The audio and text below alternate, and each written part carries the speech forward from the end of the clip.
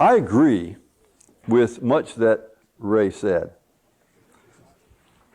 Specifically, I agree that the lives of animals don't have the same value as the lives of humans.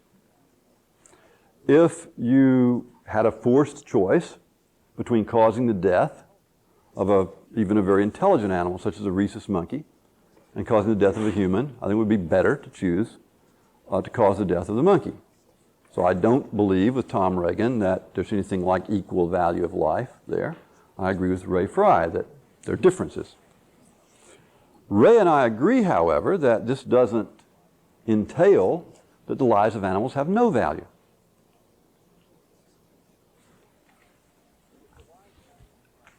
If the lives of animals have any value, then it follows that some justification is required for killing them.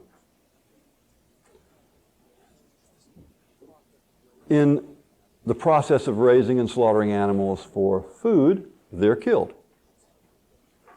This requires some justification if you think that the lives of animals have any value at all. Now, what's the justification? The justification could be, well, it's very good reason for that. We have to kill them to eat, otherwise we'd starve to death. But no, we really wouldn't, since we can eat vegetarian meals. We don't have to have animals as food. So what's the justification? Well, I guess the justification is that we like the way they taste. Given a choice between a vegetarian meal and a meal including meat, we prefer the meat meal, not because it's more nutritious, but because we like the way it tastes.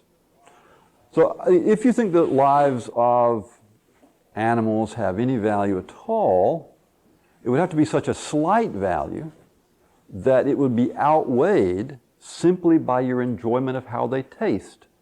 That seems to me to be such a slight value as to be virtually non-existent at all. So I can't believe that if the lives of animals have any value at all, it's something that can be outweighed just by how they taste, by our enjoyment of how they taste.